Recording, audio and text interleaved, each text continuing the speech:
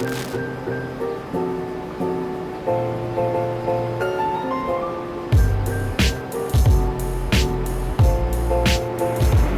à tous et à toutes, ici Nicolas de Montréal. On est mardi, c'est la fin de la journée et je dois dire que j'ai bien travaillé aujourd'hui. J'ai eu quand même du travail une partie de la journée, mais j'ai eu le temps d'avancer un peu dans mon projet d'entreprise. Et ça avance à petits pas.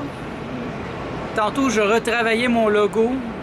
Ça demande beaucoup de réflexion, ça demande du temps, ça demande de la contemplation. Parce que tu prends le mot, tu le bouges un peu, tu ajoutes un symbole, tu changes la couleur. Je pense avoir trouvé quelque chose d'intéressant, mais je me donne encore un mois là, pour terminer le projet en tant que tel. J'ai terminé hier l'étude de cas de Eros et compagnie. Et le président était très, très content de voir ça. Ça lui a rappelé qu'on a fait quand même un bon bout de chemin. Je trouve ça intéressant dans le sens que pour certains de mes clients, ça date, par exemple, comme Eros et compagnie, ça date de 2012. Donc ça fait presque 6 ans que je travaille avec eux. Et dans le feu de l'action, on oublie que le temps a passé.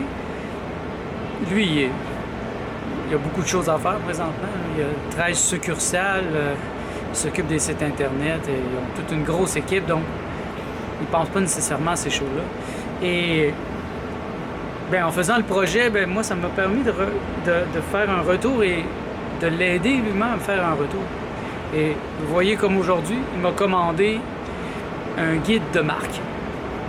C'est vraiment ça que je veux faire et je me suis rendu compte que j'avais créé comme une image de marque par la force des choses, mais on n'avait pas un guide de marque. Le guide de marque, c'est vraiment un petit guide avec le logo, les couleurs, la palette de couleurs, comment placer le logo, comment l'utiliser, quoi ne pas faire, les coordonnées de l'entreprise, etc. Comme il dit lui-même, c'est en train de devenir un gros n'importe quoi parce que il y a des représentantes sur la route qui vendent des choses et qui font leur propre publicité et puis que les autres, ils ne savent pas qu'il y a des codes, ils ne savent pas qu'on a développé une esthétique. Et c'est un gros n'importe quoi, parfois c'est vrai, c'est vraiment tout croche. Puis le guide, ça va les aider à rester dans l'unité, à faire en sorte que toutes les communications publiques de l'entreprise, dans ce cas-ci Eros et compagnie, qu'il y ait toutes les mêmes couleurs, qu'il y ait la bonne typographie. C'est vraiment des détails.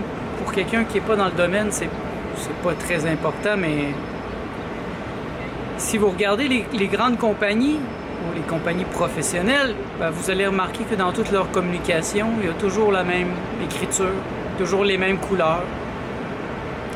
À moins qu'ils décident de changer, mais s'ils changent, ils changent sur tout leur réseau, sur leur site web, sur leur publicité. Donc, c'est pas quelque chose qu'on veut changer à tous les jours. C'est un peu comme une campagne publicitaire. On peut laisser la campagne publicitaire aller pendant quelques semaines, quelques mois, mais après, on peut la changer. Là, on peut changer les couleurs, on peut tout changer, mais quand on change tout, il faut changer tout. Et c'est quand même beaucoup de travail. Et pour une entreprise, c'est encore plus coûteux parce que, par exemple, le Eros et compagnie, ils ont des succursales, donc ils ont des vitrines. Le logo est sur la vitrine. Les couleurs du logo sont sur les vitrines, sur les enseignes, les pancartes, des affiches qu'ils ont fait, des publicités, des cartes d'affaires. On ne peut pas tourner comme sur un dixaine, comme on dit au Québec. Moi, je peux le faire maintenant, mais je suis en construction de ma compagnie, puis c'est tout petit, et puis j'ai pas d'affichage, j'ai rien qui fait que ça va me coûter cher si je change d'idée. Mais quand même, j'ai ça en tête. Et là, je suis en train de faire mon guide de marque pour moi-même, quelle couleur j'utilise, quel sera mon logo. Il faut que je fasse attention. Si je fais un logo au goût du jour, eh bien, il va être au goût du jour cette année, l'année prochaine, mais il va se démoder. Donc, je veux rester classique. Je veux rester plus classique qu'à la mode, parce que c'est un peu ça que je vends comme idée. L'idée d'être un classique. Un classique, c'est quelqu'un qui reste. Par exemple, Socrate, Platon, Aristote sont des classiques. Ils ne se sont pas démodés, ils ne seront probablement jamais démodés. Et c'est parce qu'ils n'ont pas tenté d'être à la mode, au goût du jour. Ils ont vraiment dit ce qu'ils pensaient. C'était des génies. Ils avaient l'inspiration pour amener quelque chose de totalement singulier. Et c'est ce que je cherche aussi. Donc ça continue tranquillement. J'aimerais aller plus vite, mais il y a comme un rythme. Écrire des textes, ça demande beaucoup d'énergie le soir. Je me sens vidé à force d'écrire des textes. Et je sais que je vais devoir écrire de plus en plus. Je comprends que si je veux amener des gens sur mon nouveau site web, je vais devoir avoir un blog. Je vais devoir écrire des articles de blog tous les mois peut-être. Parce que l'algorithme de Google ou des outils de recherche, il nous pénalise si le site, il n'y a rien de nouveau. Lui, il pense que le site est mort, donc il fait descendre. Si on veut qu'un site web soit en avant-garde, toujours dans les premières pages, il faut y amener du matériel. Il faut changer sans cesse. Donc ça demande beaucoup d'attention. Beaucoup d'attention. Et moi, j'ai plusieurs sites web, donc je dois mettre l'attention sur plusieurs sites web, plus ceux de mes clients. C'est très exigeant. Mais bon, je l'ai choisi, j'ai choisi mon travail. Je l'ai choisi assez tard, vous le savez. J'ai choisi de travailler et j'étais rendu à 33 ans. Mais je vois maintenant comment peuvent me servir mes études en marketing. Parce que j'ai étudié à l'université en marketing. J'ai fait un baccalauréat en administration des affaires, surtout intéressé par le marketing. Et je vois que ça me sert. C'est là en dessous, c'est mes fondations. Je les ai oubliées d'une certaine manière, mais ils sont toujours là. Et ils me servent maintenant. Ils me servent bien. Et je ne regrette pas d'avoir étudié. Je ne retournerai pas à l'université. Je ne retournerai jamais à l'école. Mais quand je l'ai fait, puisque je l'ai fait, je ne le regrette pas parce que ça m'a donné une base assez solide, l'université. En administration des affaires, moi, c'était vraiment pas ma force. Moi, j'étais artiste jusqu'au bout des doigts. J'aurais pu aller étudier en communication graphique, mais j'étais déjà bon dans ça. Donc. Et c'était le marketing qui m'intéressait. L'amour du marketing était tellement fort que j'ai subi les cours de mathématiques financières, les cours de comptabilité. C'était donc difficile. C'était donc déplaisant. J'aimais pas ça. Mais ça m'a servi. Quand j'étais président du mouvement jovialiste, je devais tout faire, ou presque. Je faisais les comptes à un certain point, je faisais la comptabilité, et puis j'étais en mesure de le faire en toute simplicité. J'aurais pas pu faire des choses très complexes, mais j'avais des bases pour comprendre, et quand un membre de l'équipe a commencé à le faire, je comprenais aussi qu'est-ce qu'il faisait. Et je comprenais c'est quoi un plan marketing, c'est quoi un plan d'affaires. Ça me rappelle des souvenirs, mon époque à l'université. J'avais hâte que ça se termine. Et pourquoi je ne retournerai pas maintenant, comprenant que l'école n'est pas vraiment là pour me rendre plus intelligent, j'aurais probablement fait autre chose.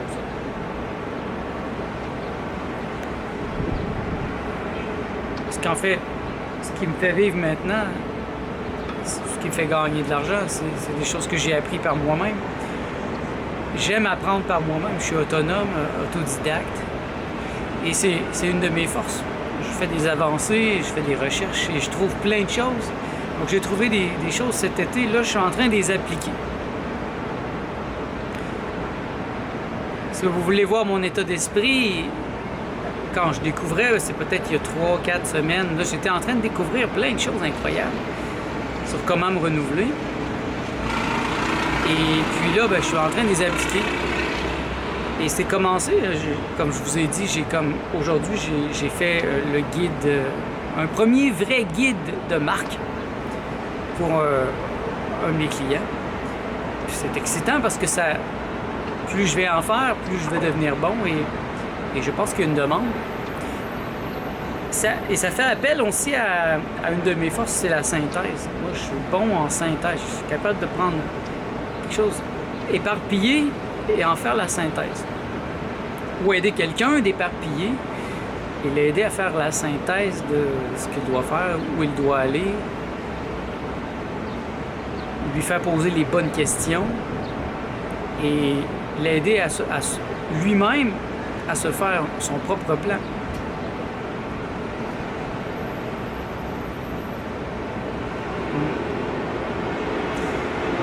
Comme vous voyez, c'est une magnifique journée ici à Montréal. Je dois dire que je profite vraiment de l'été cette année. Je l'ai toujours fait, mais cette année d'une manière différente. Revenez l'année passée, vous allez voir, j'étais dans mon petit jardin, ma petite bulle. C'était beau, mais ça n'a rien à voir avec ce que je peux voir maintenant. L'étendue, je peux passer des heures à regarder le paysage. Il y a toujours quelque chose à regarder. Il y a des millions de détails. Et ça me tient occupé. Tandis que dans mon autre appart, j'avais fait le tour de mon jardin, comme on peut dire, parce qu'il n'y a pas tant de choses à regarder. Ici, en plus, il y a des gens, il y a toujours des gens qui bougent. Il y a les changements de saison qui vont être intéressants.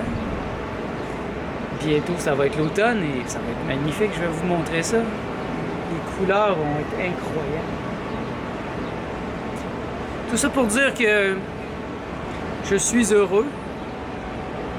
Je conserve ma joie de vivre et je souhaite que ça puisse vous inspirer à en faire de même. Soyez heureux, mes amis. Mettez le bonheur au centre de vos priorités.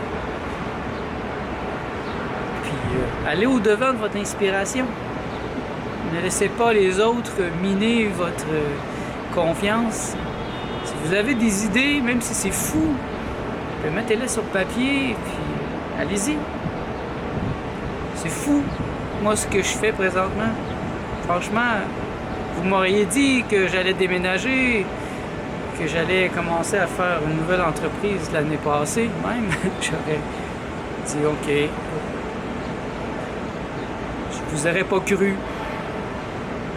Et donc, le changement est tellement radical présentement que je suis moi-même très surpris. Mais je suis mon être. Mon être m'a dit c'est le temps de bouger, c'est le temps de déménager, c'est le temps de te libérer. Et j'y vais.